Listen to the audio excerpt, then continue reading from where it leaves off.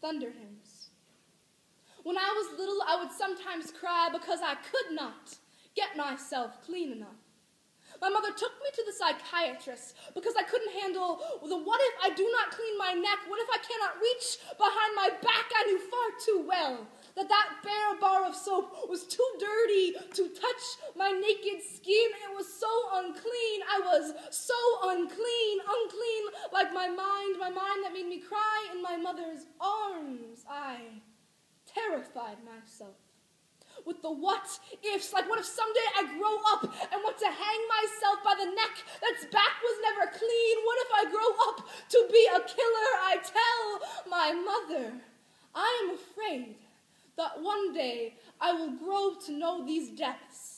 And now I lie here wondering if a real killer ever cried to her own mother the fears of her future self. Was there ever a wind that whimpered from the fear of growing up? Hurricane, and has the eye of the hurricane ever looked back, swearing that all she ever wanted was to be a springtime breeze? Has there ever been a wilting whisper to quiver, so afraid of forming thunder? And is that thunder only shouting that he meant to be a hymn? Shuddering kite strings, certain that they will be tied into the nooses that send the suicidal to their graves. The chains of playground swings, trembling, remembering chains are meant to enslave pencil tips that scribble poems, professing their fear of becoming the lead lodged into the soldier's head. Chambers of the heart, terrified to become the chamber of his guilty gun. Heart chambers ticking,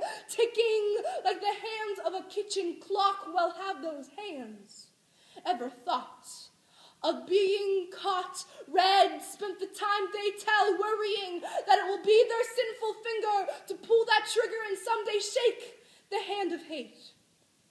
The beat of a sonnet bereaved at the prospect of becoming the beat of the back of that hand. And as my pillow holds these hurtings, does it silently pray that it won't one day become the padded asylum walls? Did the sapling know he would grow up to bear the body of a people's God? God, how I wish these washcloths could reach inside my head and wring out the worries infested in my mind, cleanse it front and back.